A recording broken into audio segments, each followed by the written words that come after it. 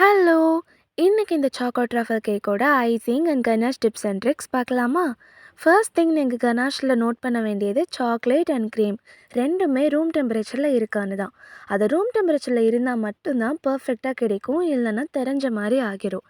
And ட்ரஃபிள்க்கு ஃபில்லிங்கா use பண்ணுறதுக்கு brownie டாப்பிங்கா use பண்ணுறதுக்கெல்லாம் 1:1 ratio பெர்ஃபெக்ட்டா இருக்கும். அண்ட் அதே மாரி ஐசிங் யூஸ் பண்ணுறோம் அப்படின்னா 1:2 ரேஷியோல இருக்கணும். இதே பைப்பிங்கா இருக்கு அப்படின்னா 2:1 ரேஷியோல இருக்கணும். அப்போ தான் நம்ம யூஸ் பண்ணுற நாசில் ஒர்க்ஸ்க்கெல்லாம் ஸ்டெபிலிட்டி கிடைக்கும்.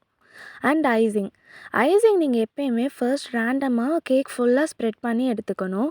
க்ரம் கோட் இல்லைன்னா கண்டிப்பாக ப்ராப்பர் ஐசிங் கிடைக்காது. அட்லீஸ்ட் க்ரம் கோட் பண்ணி 30 மினிட்ஸ் ஃப்ரிட்ஜில் வச்சு செட் பண்ணி எடுத்ததுக்கப்புறம் தான் நீங்கள் டாப் கோட்டிங் கொடுக்கணும். ஈச் டைம் நீங்கள் கேக் மேலே இப்படி க்ரீம் ஸ்ப்ரெட் பண்ணும்போது ஸ்பேச்சுலாவை க்ளீன் பண்ணிக்கோங்க. கேக் லேயர்ஸ் ஈவனாக இருந்தால் தான் ப்ராப்பரான ஐசிங்கும் கிடைக்கும். அண்ட் ஃபைனலி கேக்கில் இந்த மாதிரி ஒரு பேட்டர்ன் கொடுத்து எடுத்தாச்சு. இந்த சாக்கோ ரோல்ஸ் யூஸ் பண்ணி டெக்கரேட் பண்ணி எடுத்துக்கிறேன். சின்னது பெருசுன்னு சொல்லி இந்த மாதிரி ரேண்டமாக ப்ளேஸ் பண்ணி எடுத்துக்கிறேன். அண்ட் அதுக்கப்புறமா அதே சாக்கோ ரோல்ஸையே க்ரஷ் பண்ணி இருக்கிற கேப்ஸ்லலாம் ஃபில் பண்ணி எடுத்துக்கிறேன். அண்ட் நேம்ஸும் சாக்லேட்டில் அழகாக ப்ளேஸ் பண்ணியாச்சு.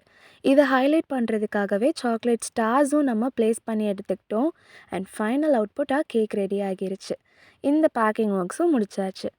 அண்ட் நம்மளோட அப்கமிங் வீடியோவில் பர்ஃபெக்ட் கேரமல் எப்படி பண்ணுறதுன்ற வீடியோஸ் போட போகிறோம். இந்த மாதிரி நிறைய கேக் அப்டேட்ஸ்க்கு நம்ம சேனல் ஃபாலோ பண்ணி சப்ஸ்கிரைப் பண்ணிக்கோங்க. மதுரையில் ஆர்டர்ஸ் எடுக்கிறோம். உங்கள் ஆர்டர்ஸ் ப்ளேஸ் பண்ண கீழே தெரியுற நம்பர் ஒரு இன்ஸ்டாகிராம் ஐடிக்கு டிஎம் பண்ணிக்கோங்க. 3 days பிஃபோரே ஆர்டர்ஸ் ப்ளேஸ் பண்ணிக்கோங்க. Stay tune for more base cake updates.